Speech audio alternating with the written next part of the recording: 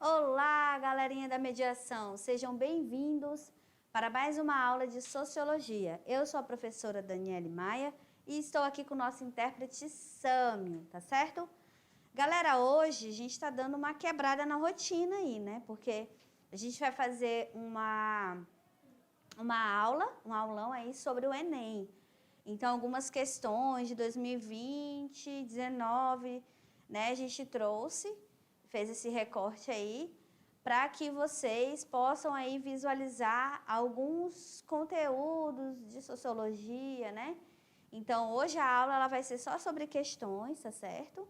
E a gente vai também dar algumas dicas aí de como que vocês deverão estudar aí para esse exame tão importante que é o Enem, né? O Exame Nacional do Ensino Médio. Então, hoje a aula ela vai estar aí permeada por questões e dicas sobre o Enem. Então, a maneira que a gente for falando nas questões vai falando sobre essas dicas, de como que a sociologia se comporta aí no Enem, tá certo?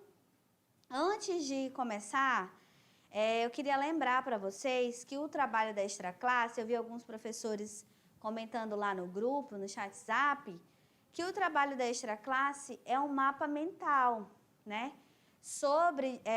Eu dei algumas, eu e a professora Elisângela, nós demos algumas opções de autores da sociologia para que vocês realizem o mapa conceitual, tá certo? É o mapa conceitual. E o mapa conceitual é até um bom exercício também para que vocês estudem esses autores, estudem qualquer tema aí, possam estudar qualquer tema da sociologia, os temas da sociologia, tá certo? Então, é uma forma, a gente deixou um vídeo ensinando como é que faz aí esse mapa, tá? Uma dica, né? É claro que vocês podem colocar um pouquinho ali de vocês no trabalho, não tem problema, fiquem à vontade. Usem a criatividade, mas é o quê? É uma maneira, já que vocês estão no terceiro ano, de colaborar para o estudo de vocês, né? Que é muito importante essa parte de organização, é muito importante. Então, é uma forma aí de treinar, vocês vão treinar aí, fazendo esse mapa sobre as ideias, sobre os principais conceitos daqueles autores que a gente deixou lá como opções para vocês, tá? Então, vocês podem fazer de forma manual, não tem problema. Quem puder também fazer no computador, fiquem à vontade. Então, pode ser de forma manual ou também no computador, tá certo? Fiquem à vontade em relação a isso. Desde que as ideias, os conceitos dos autores vocês consigam desenvolver e colaborem para o estudo de vocês, tá? Muito tranquilo em relação a isso. Então, essa é a nossa extraclasse, tá lá no plano pedagógico, mas eu estou dando uma reforçada até porque a gente já está encerrando aqui e eu ainda não vi nenhum mapa conceitual lá no grupo. Então, comecem a enviar, que a gente está doida, eu e a professora Elisângela, para a gente dar uma olhada aí nos mapas de vocês, que vocês forem mandando para nós, tá bom? Então, vamos lá? Vamos ao quadro, vamos conhecer as questões que nós vamos trabalhar hoje, discutir, né? Que cai aí no Enem de Sociologia. Então, a aula 14, essa quebrada aí na rotina, que a gente vai falar sobre alguns conteúdos aplicados em questões do Enem, né? E colaborar aí para que vocês dêem algumas dicas para ajudar vocês, até porque a gente já está aí no meio do ano, já estamos passando do meio do ano, e a gente está correndo contra o tempo, né? Daqui a pouco é a prova, daqui a pouco vocês vão realizar essa prova e a gente quer colaborar de algum modo com vocês, tá certo? E nós temos como habilidade compreender e exercitar questões referentes ao conteúdo de sociologia no Enem, tá? Então, a gente já começa assim, né? Questão 1. Então, vamos para a questão 1. O que a gente trouxe aqui? Essa questão ela é de 2019 e ela fala bem assim, ó.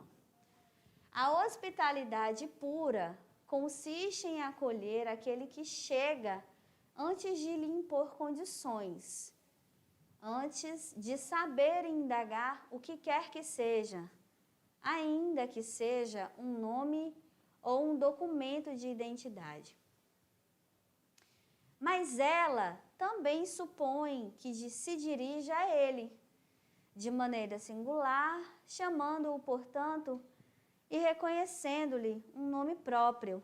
Como você se chama? A hospitalidade consiste em fazer tudo para se dirigir ao outro, em lhe conceder, até mesmo perguntar seu nome, evitando que essa pergunta se torne uma condição, um inquérito policial, um fichamento ou um simples controle das fronteiras. Uma arte e uma poética, mas também toda uma política dependem disso. Toda uma ética se decide aí. Então, ele quer saber o quê, né? Associada ao contexto migratório contemporâneo, que é uma questão da contemporaneidade, também essas questões de migrações, essas questões que envolvem esse processo, né? O conceito de hospitalidade proposto pelo autor impõe a necessidade do quê? Né? O que esse conceito de hospitalidade, ele impõe a necessidade de algo, né?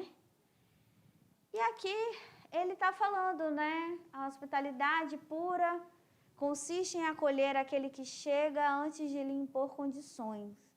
Então, quando eu chego em um lugar, eu devo ser acolhido, né? Antes de saber e indagar o que quer que seja, ainda que seja um nome ou um documento de identidade, antes de saber quem aquela pessoa é, antes de olhar a identidade, né? Eu devo aí tratar com hospitalidade, né? Mas ela também supõe que se dirige a ele de maneira singular, uma maneira própria, né? Chamando-o, portanto, e reconhecendo-lhe um nome próprio. Como você se chama? Está indagando, né, sobre essa hospitalidade, né, esse acolhimento. E aí ele fala, a hospitalidade consiste, né, em fazer tudo para se dirigir ao outro, em lhe conceder, até mesmo perguntar seu nome, evitando que essa pergunta se torne uma condição, se torne um inquérito policial, um fichamento ou um simples controle das fronteiras. Uma arte e uma poética, mas também toda uma política dependem disso. Toda uma ética se decide aí. Então, essa questão, ela é muito forte, né?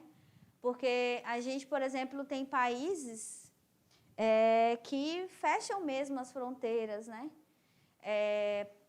Essa questão migratória, ela é muito séria, né, gente? A gente vê aí várias reportagens e existem várias leituras sobre essas questões que envolvem a migração, que são seríssimas entre os países, né? Então, é uma questão muito séria quando a gente fala disso. Mas o que ele quer saber aqui? Associado a esse contexto migratório contemporâneo, né? O conceito de hospitalidade proposto pelo autor impõe a necessidade de algo. Esse conceito aí que ele está trabalhando, né? Você, antes de você perguntar um nome, você ter hospitalidade, de você evitar que isso seja uma condição, que seja uma interrogação, né? Um inquérito policial, ou um fichamento, ou um simples controle de fronteira, né? Porque existe alguém que está diante desse contexto, existe um ser humano. É por isso que ele fala, uma arte e uma poética, mas também toda uma política dependem disso. Toda uma ética, olha só o quanto que é forte. Toda uma ética se decide aí. A gente está falando de seres humanos, né? Então, tudo isso se impõe a necessidade de algo. De quê? A anulação da diferença. Então, quando a gente tem que tratar uma pessoa com hospitalidade, né? A gente tem que anular a diferença? O que vocês acham? Vamos respondendo aí comigo. Será que anular a diferença resolve? necessário? É necessário aí você anular a diferença? Eu acho que não, né, gente? A gente tem que reconhecer a diferença, né? Não anular, até porque ninguém anula a diferença de ninguém. Todos nós somos diferentes e reconhecer essa diferença é importante, né? Então, já vamos a um xizinho para a gente ir eliminando, né? A B, cristalização da biografia, ou seja, você realmente poder ver a biografia da pessoa cristalizada ali, né? Conhecer a biografia da pessoa. Será que isso é? Ele está perguntando, ó, associado ao contexto migratório contemporâneo, o conceito de hospitalidade proposto pelo autor impõe a necessidade. Ou seja, qual a solução? Qual a solução, né, para esse contexto migratório, né? Então, tudo isso tem uma necessidade de algo, é isso que nós estamos buscando, essa é a resposta aqui, ó. Que cristalização da biografia, será que é só conhecer a biografia de quem está chegando, que é necessário, que é importante, que vai resolver, que vai ser uma solução? É só reconhecer? Muitas vezes não, né, gente? Não é esse perfil aí, não é essa visão que tem que ter, só olhar a biografia cristalizada, Então, essa daqui também está errada, porque isso não vai ser a solução para a gente olhar o outro de uma forma diferente, para reconhecer o outro, né? C, incorporação da autoridade. É incorporar essa visão da alteridade. E o que é alteridade? Agora, professora, você me pegou, porque como é que eu vou marcar essa se eu não sei o que é alteridade? A gente não fica assim às vezes, né? Como e agora? Que eu não sei. Às vezes é uma palavrinha que pega a gente, né? Então, a alteridade é o reconhecimento do outro, né? Esse reconhecimento do outro. A gente trabalhou isso, se eu não me engano, a gente acaba trabalhando isso no primeiro e no segundo ano, mas eu acho que é mais no segundo ano. Então, é o reconhecimento do outro, é o reconhecimento da diferença. É tudo que está precisando aqui nesse contexto de questão, olha só. E nesse contexto dessas relações de migração, né, gente? Que é uma questão muito forte na contemporaneidade. Então, associado ao contexto migratório contemporâneo, o conceito de hospitalidade proposto pelo autor impõe a necessidade de que postura que nós devemos ter. Qual seria a solução para essa relação, para esse contexto? Incorporação da alteridade. Sim, essa é a questão correta. Por quê? Porque você incorporar a visão de reconhecer o outro, de reconhecer a diferença do outro, de reconhecer o outro, né, dentro da sua singularidade, dentro da sua particularidade. Então, a alteridade é isso, incorporar esse reconhecimento do outro, né, dessa diferença que nós temos. Mas a pessoa que ela tem esse exercício da alteridade, ela incorpora a alteridade, ela reconhece o outro, mas no sentido também de respeitar essas diferenças. Porque o texto é muito forte quando ele fala ó, que uma arte, uma poética, né, mas também de uma política dependem disso. Toda uma ética, ela se decide aí. Como que você trata o outro, como que você reconhece o outro. Né? Você respeita o outro que chega no seu lugar, que está passando por um momento difícil, como é em contextos migratórios, porque tem a migração forçada, né? Então, tem toda uma questão muito forte que envolve isso, né? Então, aqui, ele traz aí a incorporação da alteridade, esse reconhecimento do outro, esse respeito ao outro, tá? Vamos só ver a D, né? Para a gente já dizer por que ela não está correta.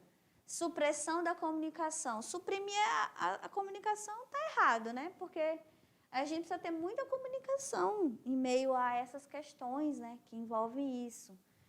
Verificação da proveniência. Não, verificar a proveniência, de onde a pessoa vê essas coisas, eles já fazem. Isso não é a solução, né? Isso não foi a solução.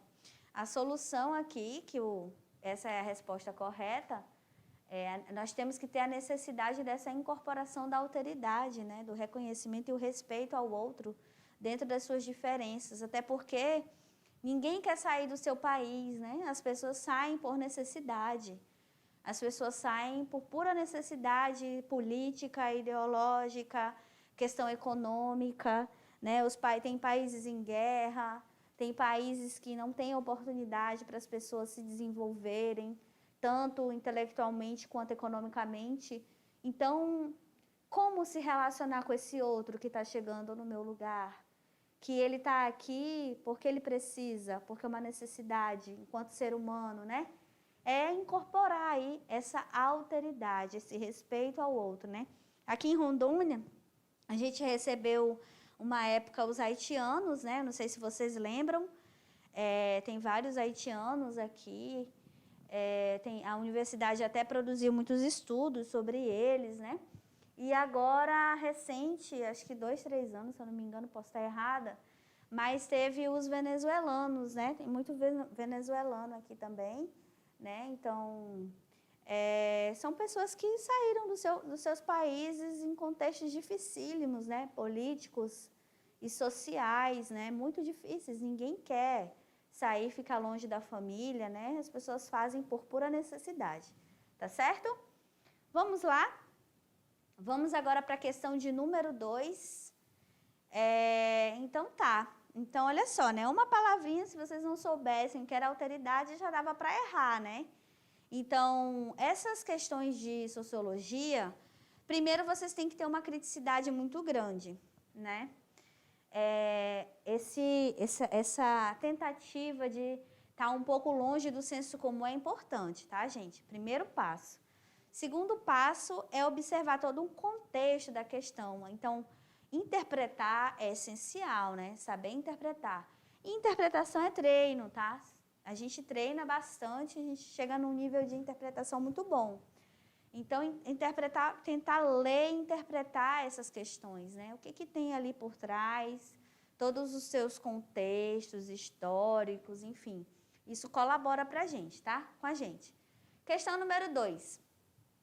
Em nenhuma outra época, o corpo magro adquiriu um sentido de corpo ideal e esteve tão em evidência como nos dias atuais. Esse corpo, nu ou vestido, exposto em diversas revistas femininas e masculinas, está na moda. É capa de revistas, matérias de jornais, manchetes publicitárias e se transformou em um sonho de consumo para milhares de pessoas. Partindo dessa concepção, o gordo passa a ter um corpo visivelmente sem comedimento, sem saúde, um corpo estigmatizado pelo desvio ou desvio pelo excesso. Entretanto, como afirma a escritora Marilyn Wan, é perfeitamente possível ser gordo e saudável. Frequentemente, os gordos adoecem não por causa da gordura, mas sim pelo estresse, pela opressão a que são submetidos. É um texto, né, que está na revista Mal-Estar e Subjetividade, que se chama Um Peso na Alma, o Corpo, o Gordo e a Mídia, né? No texto, o tratamento predominante na mídia sobre a relação entre saúde e o corpo recebe a seguinte crítica. No texto, o tratamento predominante na mídia sobre a relação entre saúde e corpo recebe a seguinte crítica. Então, o texto, ele está o quê? Ele está relativizando esses padrões que são impostos a nós, assim como o gosto. Lembra que eu falei para vocês do processo de globalização, sobre a tentativa de homogeneização das culturas? Gente, o corpo e o gosto entram também nisso. O que é mais gostoso? A comida americana, a comida não sei da onde, é uma comida padronizada. O que é belo? O belo, ele europeizado, né? Ali branco, a cor branca, de olho azul, louro. Então, essa sociedade, ela está todo momento impondo padrões para nós. O tempo inteiro, do gosto, do corpo, do que é belo. E a gente fica nessa loucura, nessa opressão de querer se enquadrar nesses padrões, né? Então, ele está falando aqui, ó, no texto, o tratamento predominante na mídia sobre a relação entre saúde e o corpo recebe uma crítica. Ela fez uma crítica aqui. Vamos ver que crítica é essa. Então, tá. Aí trouxe as questões. A crítica é difusão das estéticas antigas? A crítica é essa? Não, né? Ela está, inclusive, aqui falando de um padrão, né? Que existe um padrão e que esse estigma que as pessoas que têm um corpo que não é o padrão carregam, inclusive adoecem, não quer dizer que elas não são saudáveis, inclusive elas adoecem por causa dessa opressão e desse estigma a que elas são tratadas, né? O que é estigma, né, gente? O estigma é um conceito sociológico, é um conceito do Erving Goffman, que ele quer dizer que o estigma, eles são pessoas, são grupos sociais, enfim, indivíduos, que, na verdade, estão fora do padrão. E essas pessoas que estão fora do padrão, elas sofrem esse estigma e elas vão ficando mais marginalizadas nessa sociedade, ou seja, mais estigmatizadas, né? O estigma é quem está fora desse padrão. E num processo histórico, quem vai ficando fora do padrão vai sofrendo outros problemas sociais, né? Outros problemas, por exemplo, a pessoa que é gordo, né, que ele está falando, é perfeitamente possível a pessoa ser gorda e ser saudável. Só que pelo problema do estigma, por estar fora do padrão, já vem o estresse, já vem a opressão, a que eles são submetidos por serem gordos. Olha só o quanto que é pesado isso, né? Então, ser pobre é um estigma também? Sim, é um estigma que vai levando a outros problemas sociais. Você, dependendo do lugar que você vai, quando você está com uma roupa mais humilde, você é bem tratado? Então, você vai ser estigmatizado por isso, e isso vai levar a outros problemas, como aqui no qual a gente está falando, da questão do padrão do corpo, né? Então, é muito interessante a gente observar essas questões, né, gente? Porque é uma questão de pergunta e resposta, né? É um exercício aqui de sociologia, mas que a gente consegue fazer uma discussão muito grande que está permeada aí na sociedade. Olha só, um problema social extremamente sério, porque a gente está nessa busca desenfreada, e eu digo desenfreada, e inconsequente, por acompanhar os padrões que essa sociedade vai impondo para nós. A todo momento as pessoas elas estão aí nessa busca incessante por acompanhar os padrões, o consumo, né? Então, no texto, o tratamento predominante na mídia sobre a relação entre saúde e corpo recebe uma crítica. Difusão das estéticas antigas? Não é essa crítica, ele não está difundindo as estéticas antigas, inclusive é uma estética atual, né? Do padrão do corpo magro, tá? Então, tá errada. Exaltação das crendices populares? Não, né, gente? Essa aqui eu acho que tá bem... viajou bastante. Também não. Propagação das conclusões científicas? Não é essa a crítica. Ele não está fazendo isso, né? Ele pode até estar falando, a relação que essa autora faz, a Mary Luan, é que é possível, sim, você ter um corpo gordo e saudável, né? Só que os problemas, ele vem em consequência desse estigma, né? Do não padrão, mas ela está fazendo uma crítica que não tem a ver com isso aqui, não. Está propagando questões científicas, mas não é uma crítica. Isso aqui não é uma crítica, a gente quer uma crítica. Então, está errada. Reiteração dos discursos hegemônicos, dos discursos únicos, né? Reiteração desses discursos hegemônicos, Não, a gente está buscando uma crítica. Uma crítica que ela fez uma crítica a alguém, ela fez uma crítica a algo. E a gente está buscando isso, ó. No texto, o tratamento predominante na mídia sobre a relação entre saúde e corpo recebe uma crítica. Então, nesse texto aqui, essa relação entre saúde e corpo recebe uma crítica. Qual é essa crítica? A gente está procurando uma crítica. Essa aqui não é uma crítica. E contestação de estereótipos consolidados. Só sobrou essa e essa é a correta, tá? É isso que ela está contestando. Esses estereótipos, esses padrões, né? Que já estão consolidados. Parece que é tudo verdade, não é verdade. Ser assim é errado, tá errado e você tem que fazer, né? Tem que estar dentro do padrão. Então, ela está contestando isso. Ela está trazendo argumentos desses estereótipos que já foram consolidados, né? Então, essa é a crítica, tá? Muito bem, eu espero que vocês estejam acompanhando aí e acertando as questões, tá certo? Então, vamos para 3. Essa atmosfera de loucura e irrealidade, criada pela aparente ausência de propósitos, é a verdadeira cortina de ferro que se esconde dos olhos do mundo, todas as formas de campo de concentração. Essa atmosfera de loucura e irrealidade, criada pela aparente ausência de propósitos, é a verdadeira cortina de ferro, que esconde dos olhos do mundo todas as formas de campos de concentração. Vistos de fora, os campos e o que neles acontece só podem ser descritos como imagens extraterrenas, como se a vida fosse neles separadas das finalidades desse mundo.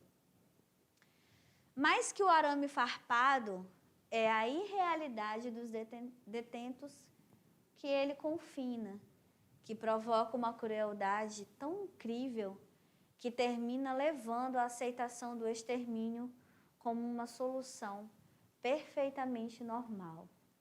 Esse é um trecho, né, do livro da Hannah Arendt. As pessoas falam assim, mas eu falo Hannah Arendt. É As Origens do Totalitarismo, né? Ela é uma filósofa também, né? E ela tem todo um pensamento, como que se originou aí esse totalitarismo, né?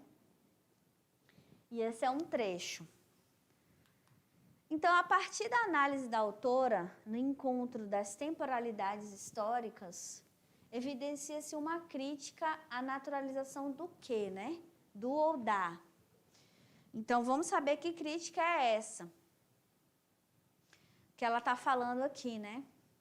É um texto denso, né? Vocês podem perceber, ela é filósofa. E, assim, esses textos que são... Ele foi adaptado, né? Mas esses textos da sociologia e da filosofia, eles têm uma densidade muito grande, tá, gente?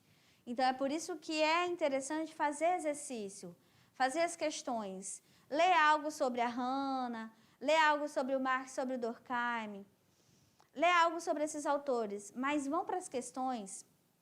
É importante fazer as questões, porque aí é como que vocês vão ver esse conteúdo aí na prática, né?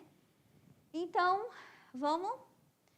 Ela está falando aqui, mais que arame farpado, é a irrealidade dos detentos que ele confina, que provoca uma crueldade tão incrível que termina levando à aceitação do extermínio como uma solução perfeitamente normal.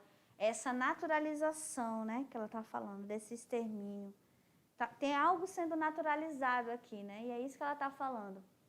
Essa atmosfera de loucura e irrealidade, criada pela aparente ausência de propósitos, é a verdadeira cortina de ferro, que esconde dos olhos do mundo todas as formas de campos de concentração. Vistos de fora, os campos e o que neles acontece só pode ser descritos com imagens extraterrenas, como se a vida fosse neles separada da finalidade deste mundo. Tá? A partir da análise da autora, no encontro das temporalidades históricas, evidencia-se uma crítica à naturalização. Aqui ela está remetendo à questão do nazismo, tá?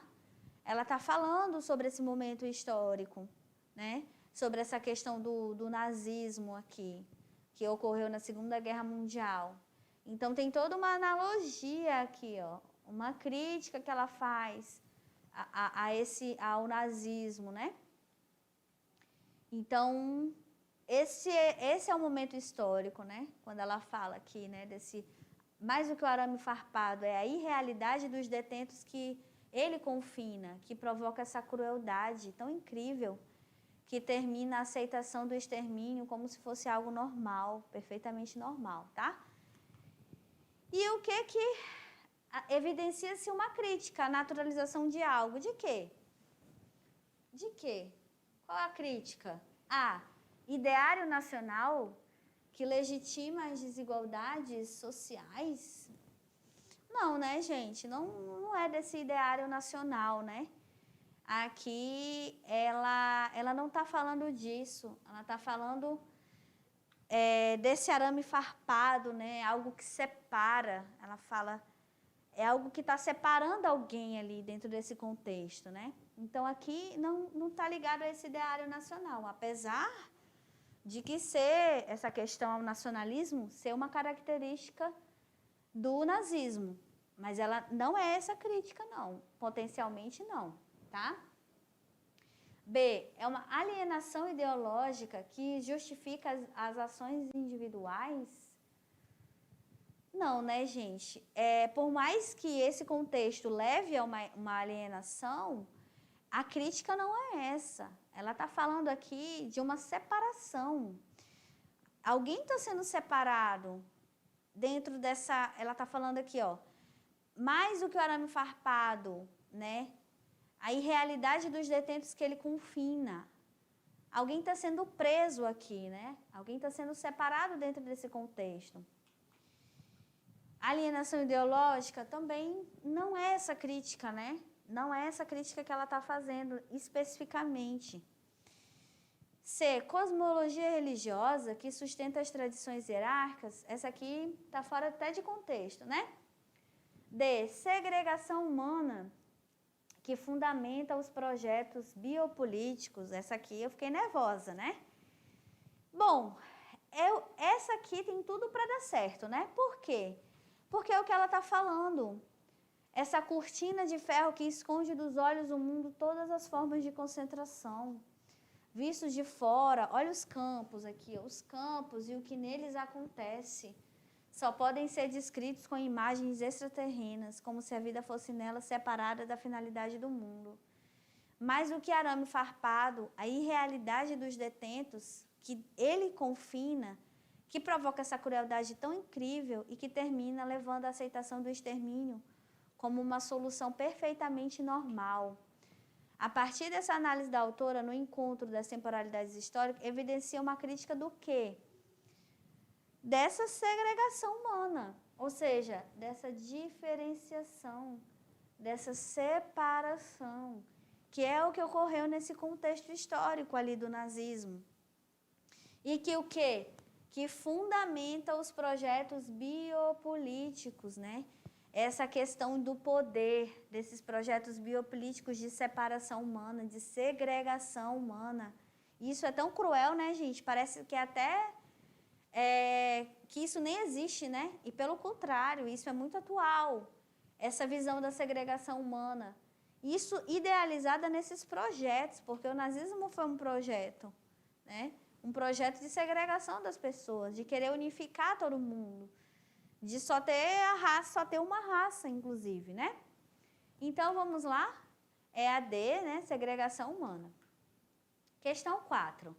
Essa aqui é bem rapidinha, né? Está falando assim, a criação do Sistema Único de Saúde, SUS, como uma política para todos, ela forma uma das mais importantes conquistas da sociedade brasileira no século XX. O SUS deve ser valorizado e defendido como um marco para a cidadania e o avanço civilizatório. A democracia envolve um modelo de Estado no qual políticas protegem os cidadãos e reduzem as desigualdades. Então, o SUS ele foi criado dentro desse contexto democrático, tá, gente? Dentro desse contexto. O SUS é uma diretriz que fortalece a cidadania e contribui para assegurar o exercício de direitos o pluralismo político e o bem-estar como valores de uma sociedade fraterna, pluralista e sem preconceitos. Conforme prevê a Constituição Federal de 88, segundo o texto, duas características da concepção dessa política pública são analisadas, né? Então, aqui são duas características que o SUS traz dentro como uma política pública, né? E quais são? É isso que ele está perguntando. Tem duas características do SUS, dentro desse contexto de democracia e de cidadania. E quais são essas duas características? Paternalismo e filantropia. Esse paternalismo está ligado aqui com um tipo de Estado, né? Não é o nosso Estado é democrático, não é paternalista, né? Filantrópico são ações com filantropia, ligadas à filantropia. O SUS não está ligado a isso, ele faz parte de um conceito de democracia e de cidadania, né? Então, a gente está falando do SUS aqui, ó, essa política pública tão importante, ainda mais nos tempos de hoje, né? Tão importante, o SUS está se fazendo ainda mais necessário, ainda mais nesse contexto da qual a gente está, né? B, liberalismo e meritocracia. Não, né, gente? A gente não está falando, aqui é uma forma de governo e a meritocracia é aquele tipo de pensamento que as pessoas, de uma maneira individualizada, conseguem chegar a algo, né, a algum lugar. Também está errado. C, universalismo e igualitarismo. Sim, né, gente? O SUS é essa política que pretende aí, tem essa característica do universalismo, porque ele não diz assim, eu não vou atender X pessoa, né? Todos são atendidos pelo Sistema Único de Saúde. Por isso que ele é universal, independente da classe. Mesmo aquela pessoa que tem plano de saúde, se ela quiser utilizar o SUS, ela usa. Porque ela é uma política universalista, que está previsto na Constituição, inclusive, e igualitarista, né? Então, são duas características, o universalismo e o igualitarismo, tá? Então, essa é a resposta correta. Questão 5. Hoje, a indústria cultural assumiu a herança civilizatória da democracia de pioneiros e empresários, que tão pouco desenvolvera uma fineza de sentido para os desvios espirituais. Todos são livres para dançar e para se divertir, do mesmo modo que, desde a neutralização histórica da religião, são livres para entrar em qualquer uma das inúmeras seitas. Mas a liberdade de escolha da ideologia, que reflete sempre a coesão econômica, revela-se em todos os setores como a liberdade de escolher o que é sempre a mesma coisa. Gente, vocês estão achando que Adorno e Horkheim, esses são fragmentos da filosofia? É fácil? Não é fácil não, gente. Olha, eu quando eu ia para a biblioteca ler sociologia, eu ralava, viu, para entender. A liberdade de escolha na civilização ocidental, de acordo com a análise do texto, é o quê? Olha só, vamos voltar lá, porque o negócio não está fácil, não. Então, ele fala assim, ó, hoje a indústria cultural, né, a gente já trabalhou, inclusive, assumiu uma herança de democracia, de pioneiros, de empresários que desenvolvem uma fineza, né, e tudo. E qual é essa herança, né? Que todos são livres para dançar, para se divertir, né? De neutralização da história e tudo. Mas a liberdade de escolha da ideologia, que reflete sempre uma coesão econômica, revela-se em todos os setores como uma liberdade de escolher o que é sempre a mesma coisa. Olha a crítica do cara. O que ele está dizendo? Criatura, tu está sendo influenciado por essa indústria cultural. Você está se achando livre? Olha só, presta atenção, você não é livre, não. Você tá tendo uma coerção sobre a sua vida. E você está achando que você está aí, todo, né, com propriedade, cheio de escolha, escolhendo tudo na sua vida, o que está em volta de você. Olha só, presta atenção, você está sendo influenciado. É isso que ele está falando.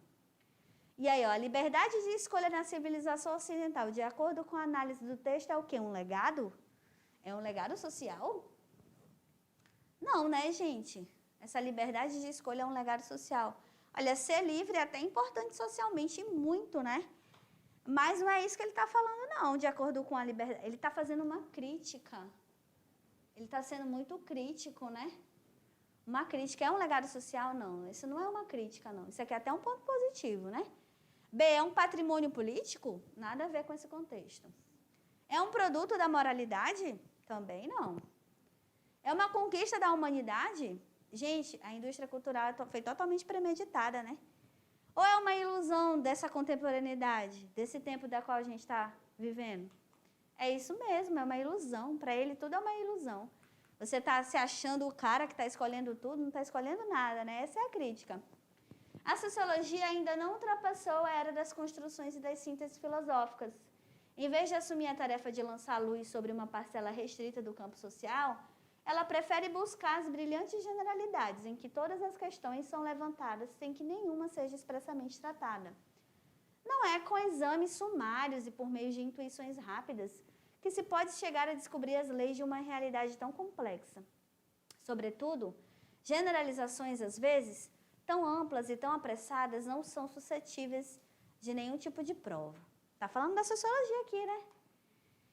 E esse é um trechinho de Durkheim. O texto expressa o esforço de Emile Durkheim em construir uma sociologia na base de quê? O que o Durkheim pensava, né? Das generalidades, né? Está falando aqui, ó. As generalizações, às vezes, são amplas. Então, o que o Durkheim, o texto mostra o esforço do Durkheim em construir uma sociedade na base do quê? Ah, vinculação com a filosofia, com o saber unificado? Não, ele queria criar uma ciência nova. Está erradíssima. Reunião de percepções intuitivas para demonstração? Piorou. Fora de contexto. C, formulação de hipóteses subjetivas sobre a vida social? Subjetivas? Não, erradíssimo. Adesão aos padrões de investigação típicos das ciências naturais? Galerinha, é essa. Adesão aos padrões de investigação típicos das ciências naturais. Não existia ciência social ainda. E o que ele queria fazer? Para a gente ter todo o respeito, ele queria... A sociologia era chamada de física social. Por quê? Porque ele estava falando assim, ó, a gente vai usar toda a metodologia que o pessoal das ciências naturais utiliza. Para quê? Para a gente ganhar esse respaldo científico que existe aí, que é tão necessário para a gente criar uma ciência nova. Que a ciência, a sociologia como ciência, é um bebezinho, né? É um bebezinho. Em relação à filosofia, então, é um bebê. Então, a sociologia, lá no começo, ela tentava se utilizar dos métodos das ciências naturais, biologia, matemática, para olhar para essa sociedade. É claro que isso não deu certo, né, gente? Mas lá no comecinho, ela teve esse objetivo, tá certo? Vocês viram aí a diversidade das questões, e tem umas questões que realmente a gente precisa ter um olhar bem especial, né? Então, muita leitura, interpretação, grifar o texto, isso é muito importante, né? E associar com todos esses contextos históricos é muito importante para que vocês consigam aí ter muito sucesso no Enem, tá certo? Mas, galerinha, fique ligado que a aula continua.